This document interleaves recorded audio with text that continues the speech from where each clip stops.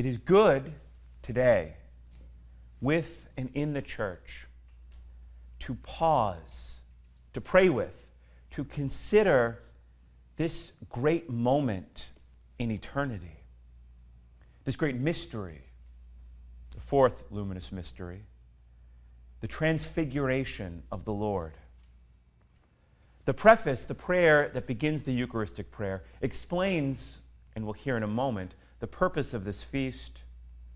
For he revealed his glory in the presence of chosen witnesses, and filled with the greatest splendor that bodily form which he shares with all humanity, that the scandal of the cross might be removed from the hearts of his disciples, and that he might show how in the body of the whole church is to be fulfilled what so wonderfully shone forth first in its head.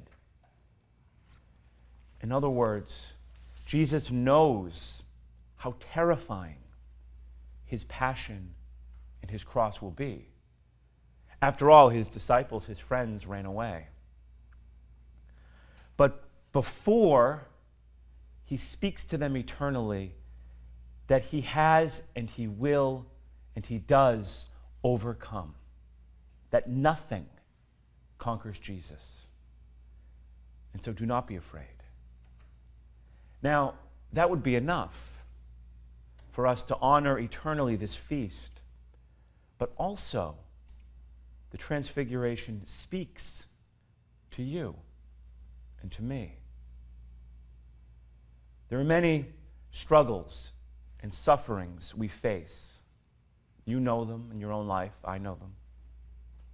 Sin and evil is real in the world and in our own lives.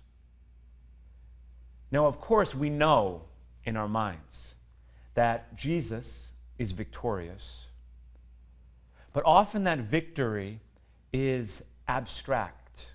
It's distant in a way. Very easily, scandals emerge in the church, in our own lives, when we fail to know and to make present Jesus' victory.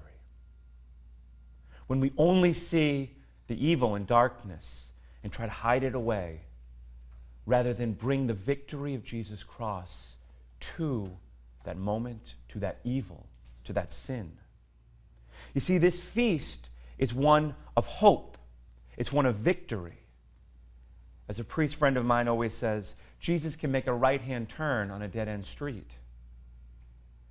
That nothing stands before him. He can and does overcome all. The cross is the way.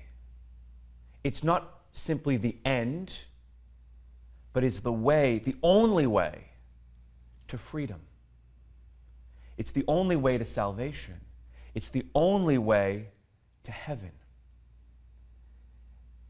And so when we bring our struggles, our suffering, our sin, our evil to the cross, he redeems us. So we have nothing to be afraid of, as long as always we go to Jesus and we listen to him.